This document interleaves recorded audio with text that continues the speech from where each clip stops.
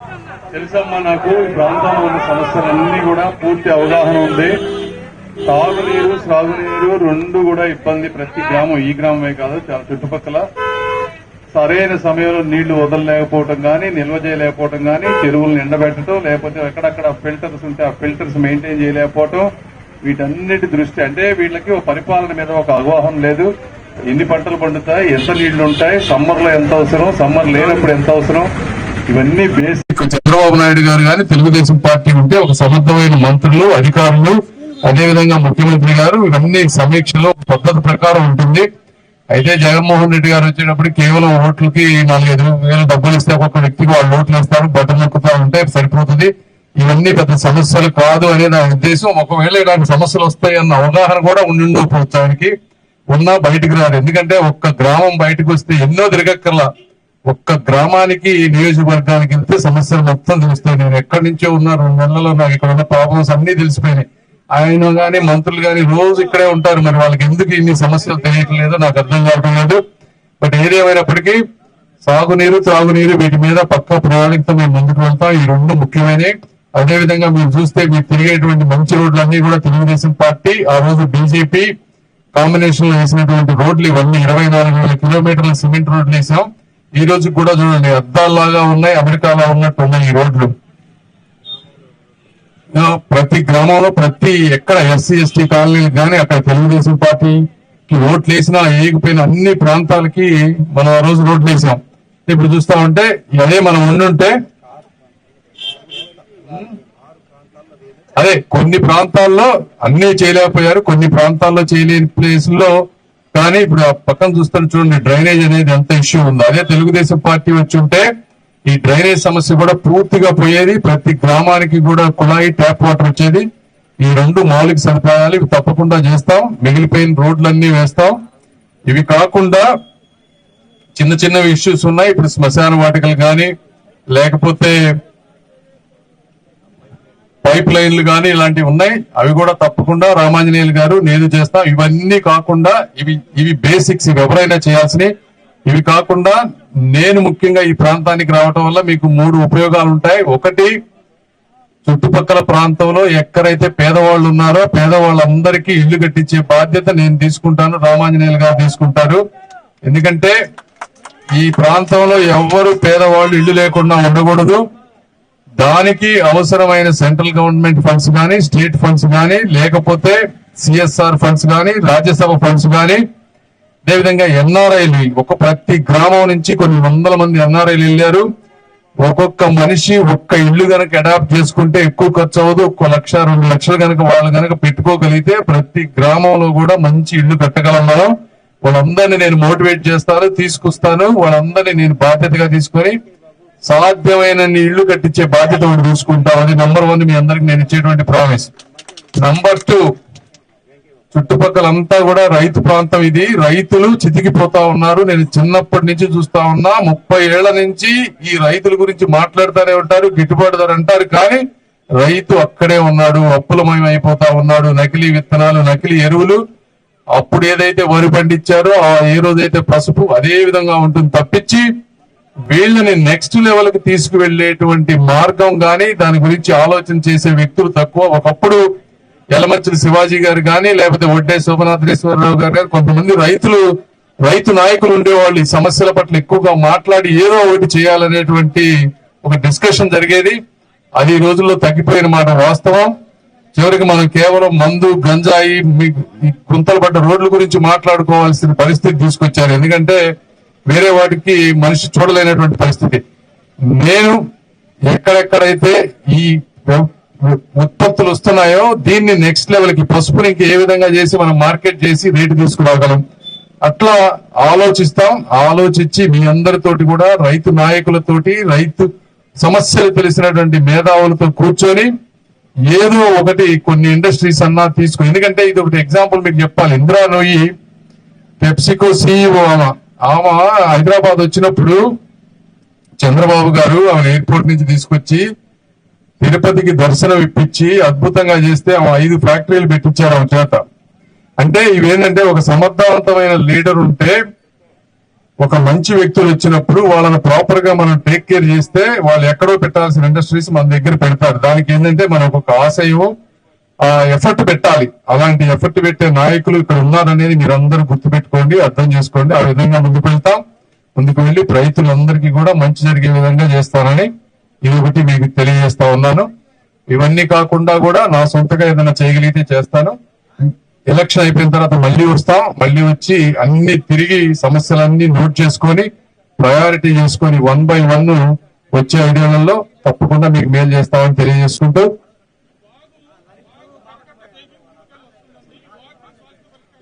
తప్పకుండా ఇవన్నీ ఉన్నాయమ్మా, లిస్ట్ లో ఉన్నాయి. ఇప్పుడు కాదు, నేను మళ్ళీ వస్తా, మా వాళ్ళు వస్తారు. ఎలక్షన్ అయిపోయిన తర్వాత గ్రామంలో ఉన్న నాయకులతో మాట్లాడి అవన్నీ నేను అదే చెప్పేది. ఇవి కాకుండా అన్ని ట్యాగ్ చేసుకొని ప్రాక్టికల్ గా ఫాస్ట్ గా అయ్యగలిగేవి. ఎందుకంటే ఈ రోజు రాష్ట్రం అంతా అప్పులమయం, అక్కడ ఖజానాలో రూపాయి లేదు. ఇప్పుడు నేను మీకు మైక్ ఉంది కదా అని చెప్పి నోటికేది వచ్చే ఎన్ని నేను చెప్పినా రేపు చేయలేనటువంటి పరిస్థితి. రాష్ట్రం అప్పుల నుంచి బయటపడాలి, కొద్దిగా ఆదాయం పెరగాలి. ఆదాయం పెరిగిన తర్వాత ముఖ్యమైన ఏంటి, నీళ్లు అనేది అత్యంత అది ఫస్ట్. అట్లా 1 by 1 ప్రయారిటైజ్ చేసుకొని 1 by 1 వచ్చే 5 ఏళ్లలో తప్పకుండా మీకు చేస్తామని తెలియజేసుకుంటూ మనస్ఫూర్తిగా సెలవు తీసుకుంటున్నాను. Thank you. థ్యాంక్స్ అమ్మా, మీరందరూ ఇంత అభిమానాన్ని చూపిస్తున్నందుకు. చూస్తా ఉన్నాం అన్ని గ్రామాల్లో ఉన్న సమస్యలు అన్ని తెలుసు మాకు. తాగునీరు కానీ సాగునీరు కానీ ఇవన్నీ మేజర్ ఇష్యూస్. అదేవిధంగా ఇప్పుడు చూస్తా ఉంటే మనం వేసినప్పుడు తెలుగుదేశం పార్టీ ఉన్నప్పుడు వేసిన రోడ్లు తప్పించి, సిమెంట్ రోడ్లు తప్పించి ఒక్క కొత్త రోడ్డు కూడా ఎక్కడ పడినటువంటి పరిస్థితి లేదు. అది ఇటు చూసినా అటు చూసినా కూడా కనిపిస్తా ఉంది. అదేవిధంగా చాలా మంది పేదవాళ్ళు ఇంకా పెంకులలో ఉంటున్నారు, మంచి ఇళ్లు లేవు. ఈ ఇళ్లు కట్టించే బాధ్యత కూడా పేదవాళ్ళందరికీ మేము తీసుకుంటాం. డ్రైనేజ్ సమస్యలు కానీ ఇంకా చాలా ఉన్నాయి. ప్రతి గ్రామానికి కొన్ని ఏరియాల్లో శ్మశాన వాటికలు కానీ, కమ్యూనిటీ హాల్స్ కానీ, ఇట్లా డిఫరెంట్ ప్రాబ్లమ్స్ ఉన్నాయి. రైతులకు కావాల్సినటువంటి సమస్యలు కూడా మాకు తెలుసు. మేమంతా రైతు కుటుంబంలో పుట్టి పెరిగినటువంటి వ్యక్తులు. ఇవన్నీ అదే అన్ని అమ్మా, ఇవన్నీ ఇప్పుడు మా పురిపాలెంలో నేను ఆ శ్మశాన వాటికి నేను కట్టించా అక్కడ నా సొంత డబ్బులతోటి. అట్లానే ఇక్కడ ప్రతి గ్రామం నుంచి చాలా మంది ఎన్ఆర్ఐలు వెళ్లారు. వీళ్ళందరినీ మనం కోఆర్డినేట్ చేసుకోవాలి, పిలిపించుకొని వాళ్ళందరినీ కూడా గవర్నమెంట్ డబ్బులతోటి కొన్ని చారిటీ వాళ్ళతో కొంతమంది ఎన్ఆర్ఐలందరినీ సమన్వయం చేసుకొని ప్రతి గ్రామంలో కొన్ని బేసిక్స్ ఉండే విధంగా శ్మశాన వాటికి కానీ, ప్రతి వారికి ఇళ్లు కానీ, ప్రతి రోడ్డు కానీ, డ్రైన్ కానీ, వాటర్ కానీ ఇవన్నీ చూసే విధంగా నెక్స్ట్ 5 సంవత్సరాల్లో నేను బాధ్యత తీసుకుంటాను. రామాంజనేయులు గారు కూడా అదే విధంగా కష్టపడతారు. ఆయన ఆల్రెడీ అడ్మినిస్ట్రేషన్ లో ఉన్నటువంటి వ్యక్తి, సమస్యల పట్ల ఎమ్మెల్యేలతో ఎలా వర్క్ చేసుకోవాలో తెలిసినటువంటి వ్యక్తి. బాబు గారు ఆయనకు తప్పకుండా మంచి రేపు అధికారం కట్టబెడతారు. సో ఇద్దరం కలిసి అద్భుతంగా మీ అందరికీ చేస్తామని తెలియజేసుకుంటూ మీ అభిమానానికి కృతజ్ఞతలు తెలుపుకుంటూ సెలవు తీసుకుంటున్నాను. Thank you. చూస్తూ ఉంటే మీరు చూడండి ఒక్కసారి, మీరు నడిచే సిమెంట్ రోడ్లు తెలుగుదేశం పార్టీ ఉన్నప్పుడు కొన్నటువంటి రోడ్లు. మరి 5 సంవత్సరాలు వైఎస్ఆర్ కాంగ్రెస్ పార్టీ ప్రభుత్వంలో గ్రామానికి ఒక్క రోడ్డు అన్నా వచ్చిందా మీరు ఆలోచించాలి. రోడ్ల సంగతి దేవుడు ఎరుగు. ఈరోజు తాగడానికి నీళ్లు కూడా లేవు. నీళ్లు కూడా ఎందుకు లేవో కూడా మీరు అందరూ ప్రశ్నించాలి. అయితే ప్రతి గ్రామంలో గంజాయి ఉంది, మందు కావాల్సినంత ఉంది, కానీ నీళ్లు ఇవ్వలేనటువంటి పరిస్థితుల్లో మనం ఉన్నామంటే ఎందుకు ఇలా జరుగుతుందో మీరు ఆలోచించి ఈ ప్రాంతానికి మిగిలిపోయిన రోడ్లన్నీ వేయించే బాధ్యత మాది. సాగునీరు, త్రాగునీరు రెండూ తీసుకొచ్చే బాధ్యత మాది. అదేవిధంగా ఈ గంజాయిని అరికట్టే బాధ్యత మాది. నాణ్యమైన మందు తక్కువ ధరకి స్కాములు లేకుండా తీసుకొచ్చే బాధ్యత మాది. రాజధాని ప్రాంతాన్ని నిర్మించే బాధ్యత మాది. చుట్టుపక్కల మీ చదువుకున్న పిల్లలందరికీ కూడా ఉద్యోగాలు తీసుకొచ్చేటువంటి చేసే బాధ్యత మాది. కాబట్టి ఇవన్నీ మీరు ఒకసారి ఆలోచించి తెలుగుదేశం పార్టీని గెలిపించండి. భావితరాల భవిష్యత్తుని నిలబెట్టండి. ఇది వర్గాలకు సంబంధించిన పోరు కాదు, తరాల భవిష్యత్తుకు సంబంధించినటువంటి ఎలక్షన్. కాబట్టి మీరందరూ ఆశీర్వదిస్తారని మనస్ఫూర్తిగా తెలియజేసుకుంటూ సెలవు తీసుకుంటున్నాను. Thank you. ఎందుకంటే అది చంద్రబాబు నాయుడు గారు అమరావతిలో ఏ విధంగా అయితే 33,000 ఎకరాలు తీసుకొని ఆ ప్రాంతం రాజధాని ఎలా డెవలప్ చేయాలనుకున్నారో, మీరు అన్నట్టు ప్రతి నియోజకవర్గంలో కూడా లోకల్ గా కొన్ని ఎకరాలు గనక సేకరించి లోకల్ ఎంప్లాయ్మెంట్, ఇండస్ట్రీస్ గనక క్రియేట్ చేయగలిగితే గ్రామాలు నిర్వీర్యం అవ్వకుండా ఉంటాయి. ఎందుకంటే ఈ రోజున కేవలం పెద్దవాళ్ళు మాత్రమే ఉంటున్నారు, పిల్లలందరూ కూడా వలసలు వెళ్లిపోతా ఉన్నారు. ఇలా వెళ్లిపోతా ఉంటే ముందు ముందు పంటలు పండించడానికి గాని అవి చేయడానికి గాని ఎవ్వరు మనుషులు ఉండరు, తినడానికి ఫుడ్ కూడా ఉండనటువంటి పరిస్థితి. కాబట్టి ఆ ప్రాబ్లం అర్థమైంది బ్రదర్. డెఫినెట్ గా ఆ యాంగిల్లోనే మేము వర్క్ చేస్తాం. ఇంకోటి వ్యవసాయం కూడా లాభసాటిగా ఉండే విధంగా వాళ్ళు వ్యవసాయం చేసుకుంటే అదేదో తప్పు అనే విధంగా కాకుండా వాళ్ళకు కూడా గౌరవం వచ్చే విధంగా చేయాల్సిన అవసరం కూడా ఉంది. లేకపోతే ముందు ముందు చాలా ఇబ్బంది పడతాం మనం. ఇవన్నీ కాకుండా దళిత వాళ్ళు కానీ ఏ బీసీలు కానీ ఎవరైనా సరే పేదరికంలో ఉన్న వాళ్ళందరూ కూడా ఈరోజు నీళ్ల గురించి ఇబ్బంది పడేటువంటి పరిస్థితి ఉంది. అవి మాత్రం తప్పకుండా నీళ్లది ఒకటి మేము చేస్తాం. ఇంకొకటి ఇళ్లు, ప్రతి ఒక్కరికి కూడా ఏ పేదవాడు కూడా ఈ చుట్టుపక్కల ప్రాంతంలో ఇళ్లు లేకుండా ఉండకూడదు. ఒక చక్కటి ఇల్లు, బొమ్మరిల్లు లాంటి ఇల్లుంటే పిల్లలు ఆనందంగా పెరుగుతారు, స్కూల్కి వెళ్తారు, చదువుకుంటారు. చదువుకొని వాళ్ళు పైకి వచ్చేటువంటి అవకాశం ఉంటుంది. పేదరికం నుంచి బయటపడేయాలంటే మీరు అన్నట్టు ఇండస్ట్రీస్, ఉద్యోగాలు వస్తే తప్పించి కేవలం 2000, 3000 నెల నెల బటన్ నొక్కితే వాళ్ళు పేదరికం నుంచి బయటకు రాలేరు. ఎందుకంటే ఈ రోజున నిత్యావసర వస్తువుల ధరలు విపరీతంగా పెరిగిపోయినాయి, కరెంటు బిల్లులు అన్ని పెరిగిపోయినాయి. మనకు వచ్చే ఆ 3-4 ఎక్స్ట్రా వేలతోటి జీవితాలు ఏ విధంగా కూడా ముందుకు వెళ్లలేనటువంటి పరిస్థితి. అలా కాకుండా ఒక 1000-1500 రూపాయలు మీ కాళ్ళ మీద మీరు నిలబడే విధంగా డైలీ కనుక సంపాదించుకోగలిగితే నెలకు 40-50 వేలు వచ్చి సంవత్సరానికి 5-6 లక్షల రూపాయల ఆదాయం కనుక తీసుకురాగలిగితే అప్పుడు నిజంగా పేదరికం నుంచి బయటపడతారు. కాబట్టి ఇవన్నిటిని దృష్టిలో పెట్టుకొని ఈ విధంగా మేము వర్క్ చేస్తాం. గ్రామాల్లో మీరు గత 5 సంవత్సరాల్లో మీరు చూడండి, ఒక్క రోడ్డు అన్నా వేసారా? ఎక్కడన్నా కూడా ఒక్క రోడ్డు అంటే ఒక్క రోడ్డు అన్నా. అది ఎందుకంటే చెప్పినట్టు రామాంజనేయులు గారు, రోడ్లు వేస్తే ఓట్లు పడవ, వ్యక్తిగత ప్రయోజనాలు కాదు. నీళ్లు ఇస్తే ఓట్లు పడవ, వ్యక్తిగత ప్రయోజనాలు కాదు. బ్యాంక్ అకౌంట్ కు 3-4 వేలు ఇస్తే జగన్మోహన్ రెడ్డి గారు వాళ్ళ ఇంట్లో నుంచి తెచ్చిచ్చారని ప్రజలు అనుకుంటారని, దానికి ఓట్లు ఇస్తారని ఆయన అనుకుంటా ఉన్నారు. సంక్షేమ పథకాలు ఎవరిచ్చినా, ఏ పార్టీ ఇచ్చినా అది ప్రజల డబ్బే ప్రజలకు ఇస్తా ఉన్నారు. ఒకళ్ళకి పన్నులు ఎక్కువ చేసి ఇంకోళ్ళకి ఇస్తారు తప్పించి జగన్మోహన్ రెడ్డి గారు ఎక్కడ ఒక్క రూపాయి ఇచ్చినటువంటి పరిస్థితి లేదు. యాక్చువల్ గా మీరు చూస్తే అసలు తెలుగుదేశం పార్టీ చంద్రబాబు నాయుడు గారు కానీ ఏదన్నా పేద ప్రజలకు వాళ్ళ సొంతది ఏదన్నా చేశారు అంటే ఎన్టీఆర్ ట్రస్ట్ పెట్టి, బసవతారకం క్యాన్సర్ హాస్పిటల్ పెట్టి, పేదవాళ్లకి కొద్దో గొప్ప సొంతగా వాళ్ళ ఫ్యామిలీ నుంచి డబ్బు ఖర్చు పెట్టినటువంటి party Telugu Desam party family, Nara Nandamuri గారి ఫ్యామిలీ.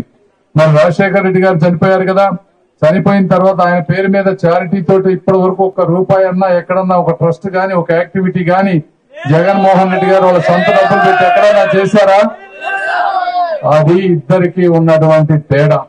తెలుగుదేశం పార్టీ కార్యకర్తలు గాని ఏదన్నా చనిపోతే వాళ్ళు ఏ కులానికి చెందిన, ఏ మతానికి చెందిన వాళ్ళ పిల్లల్ని ఎన్టీఆర్ స్కూల్లో హైదరాబాద్ లో చదివిస్తున్నటువంటి పార్టీ తెలుగుదేశం పార్టీ. ఇలాంటి తేడాలు ఉన్నాయి. ఇవన్నీ మీరు గుర్తుపెట్టుకోండి. ఎవరు నిజంగా పేదల పట్ల ఉండి పేదలు బయట బాగుపడాలి అంటే చదువుకున్న పేదలకి 10-15 లక్షల రూపాయలు డబ్బులు ఇచ్చి అంబేద్కర్ విదేశీ విద్యా పథకం పెట్టి మీలో కూడా 100 మంది అంబేద్కర్లు తయారవ్వాలి, మీరు అలాంటి గొప్ప వ్యక్తులు కావాలి, వాళ్ళు వేరే వాళ్ళకి స్ఫూర్తిగా ఉండాలి అని చంద్రబాబు నాయుడు గారు చేసినటువంటి పథకం. జగన్మోహన్ రెడ్డి గారు దాన్ని ఏమనుకుంటున్నారు? 15 లక్షలు ఇస్తే నాకు వచ్చేది ఒక్క ఓటు, ఆ 15 లక్షలు కనుక 1500 మందికి పంచితే 1500 ఓట్లు వస్తాయనేటువంటి ఆలోచనతో ఆయన ఉన్నారు. కాబట్టి మీరందరూ చైతన్యవంతులు అవ్వండి. మేము ఇద్దరం కూడా, రామాంజనేయులు గారు కూడా ఎంతో కష్టపడి, తల్లిదండ్రులు లేకపోయినా చిన్నప్పటి నుంచి కష్టపడి మరి మంచి కలెక్టర్ అయ్యి అన్ని అడ్మినిస్ట్రేషన్స్ తెలుసుకొని ఒక పనిని ఏ విధంగా చేయాలో చేయించగలిగినటువంటి సమర్థత ఉన్నటువంటి వ్యక్తి వారు. నేను ఇద్దరం కూడా కష్టపడి ఈ ప్రాంతానికి ఎక్కడైతే అభివృద్ధి ఆగిపోయిందో అక్కడి నుంచి మొదలుపెట్టి నీళ్లు గాని, రోడ్లు గాని, డ్రైన్లు గాని, స్కూళ్లు గాని అన్ని చేస్తామని మీ అందరికీ తెలియజేసుకుంటూ సెలవు తీసుకున్నాను. Thank you. ఈ గ్రామంలో మంచి స్వాగతం ఇచ్చిన మీ అందరికీ కూడా నా హృదయపూర్వక కృతజ్ఞతలు. Thank you. చూశాను కదా, అది ఆల్రెడీ మొదలైంది. మనం నామినేషన్ వేసిన దగ్గర నుంచి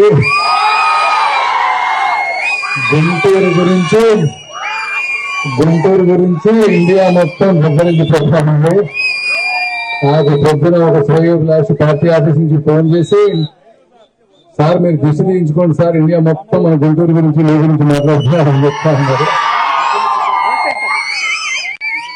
ఇక్కడ నుంచి పార్లమెంట్ లో అడుగుపెట్టిన తర్వాత పార్లమెంట్ వెళ్ళిన ప్రతిసారి గుంటూరు గళం వినపడతానే ఉంటుంది ఢిల్లీ గడ్డ సాక్షిగా.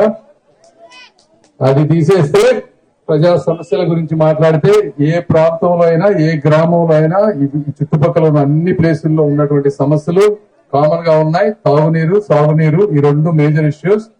ఈ రెండిటికి కావాల్సిన ప్రణాళిక మా దగ్గర ఉంది. గుంటూరు ఛానల్ అనేది ఆ రోజున 250 కోట్ల రూపాయలతో తెలుగుదేశం పార్టీ పొడిగించడానికి నిధులు ఇస్తే వాటిని దారి మళ్ళించారు గవర్నమెంట్ మారిపోయిన తర్వాత. చేయలేకపోయేటప్పుడు అదొకటి తప్పనిసరిగా చేస్తాం. ఇది ఎక్స్ట్రా ఇక్కడ వరద ముంపు వచ్చే విధంగా కరకట్టల నిర్మాణం జరగాలంటున్నారు. ఇది ఒక కొత్త రిక్వెస్ట్. డెఫినెట్ గా దీన్ని కూడా గుర్తుపెట్టుకుంటాం. రోడ్లు అనేవి మీకు తెలుసు, ఈ రోడ్లు అంత ముందు 40 సంవత్సరాల్లో ఎప్పుడు లేనటువంటిగా సిమెంట్ రోడ్లు అన్ని వేయించింది తెలుగుదేశం పార్టీ. ఈ 4-5 సంవత్సరాల్లో ఒక తట్ట మట్టి కూడా ఎక్కడ పడినటువంటి పరిస్థితి లేదు. అది మీ అందరికీ తెలుసు. ఎక్కడైతే మిగిలిపోయిన రోడ్లు ఏవైతే ఉన్నాయో 3 కిలోమీటర్లు ఉన్నాయంటున్నారు. ఆ 3 కిలోమీటర్ల రోడ్లు తప్పకుండా వేద్దాం. దీనికన్నా ముఖ్యమైనది ఇళ్లు పేదవాళ్ళకి. ఎందుకంటే చాలా మంది ఈ రోజు ఇళ్లు కట్టుకోవాలంటే 3-4 లక్షలు అయ్యేటువంటి పరిస్థితి. ఇళ్లు చాలా మంది వచ్చే చాలని ఇన్కమ్ తోటి ఇళ్లు కట్టుకోలేరు పేదవాళ్ళు ఎవరు. మినిమం 2 సెంట్లలో పేదవాళ్ళకి ఇళ్లు కట్టించే విధంగా తప్పనిసరిగా రామాంజనేయులు గారు నేను ప్రయత్నిస్తాం. ఎందుకంటే ఈ చుట్టుపక్కల మళ్ళీ వచ్చి ఎక్కడెక్కడైతే పూరి గుడిసెలు ఉన్నాయో వీళ్ళందరినీ చూస్తాం. ఈ ఇళ్లు కూడా ఎలా నిర్మిస్తామంటే సెంట్రల్ గవర్నమెంట్ ఫండ్స్ ఉన్నాయి, స్టేట్ గవర్నమెంట్ కొన్ని ఉన్నాయి. ఎన్ఆర్ఐలు ఇక్కడి నుంచి వెళ్ళిన ఎన్ఆర్ఐలు అందరినీ కూడా కోఆర్డినేట్ చేసుకుంటాం. వాళ్ళందరినీ తీసుకొచ్చి వాళ్ళందరూ నేను ఒకటే కోరుకుంటాను, మీ గ్రామంలో ఒక్కొక్కళ్ళు ఒక ఇల్లు కట్టించండి, మీ పేరు పెట్టుకుంటారు, వాళ్ళ జీవితం అంతా బాగుంటుంది. 90% నిధులు మీరు ఇవ్వండి, 5-10% నేను మ్యాచ్ చేస్తాను నా సొంత నిధులు. మన ఇద్దరం కలిపి ప్రతి గ్రామంలో ఉన్న పేదవాళ్ళకి ఇల్లు కట్టిద్దాం అనేది అదొక ప్రణాళికాబద్ధంగా తప్పకుండా ఇల్లు అనేది కట్టిస్తాం. తర్వాత డ్వాక్రా గ్రూపులకు రుణ పరిమితి పెంచడం అనేది చంద్రబాబు నాయుడు గారికి సంబంధించిన విషయం బ్రదర్. అది నేను హామీ ఇవ్వలేను, నేను మాట్లాడి చెప్తాం అది. తర్వాత విద్యాభ్యాసం చేసిన యువతకి స్కిల్ డెవలప్మెంట్ అనేది తప్పకుండా ఇది కూడా చేయాల్సిన అవసరం ఉంది.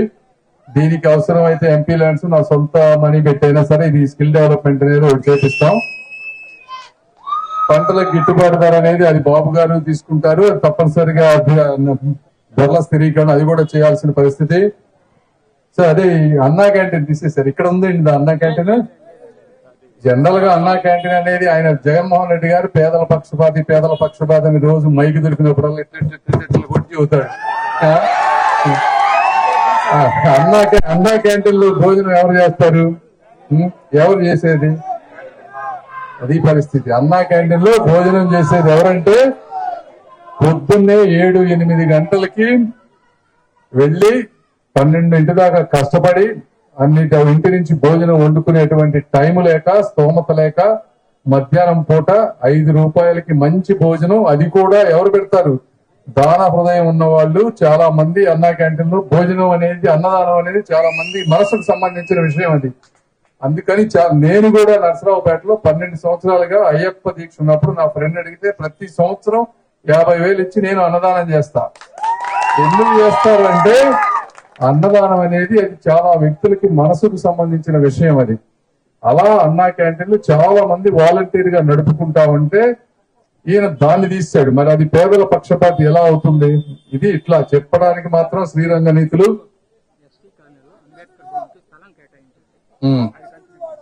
ఓకే, 1 by 1 చదువుతున్నా. అంబేద్కర్ ఇవేనే కాదమ్మా, చాలా ఏదైనా సరే ఇవే కాదు. నేను చెప్పేది ఏంటంటే మీకు ఇప్పుడున్న సమస్యలే కాకుండా పెంచారా? ఓకే, డాక్రా సంఘాలకి రుణ పరిమితి 10 లక్షలు బాబు గారు పెంచారంట.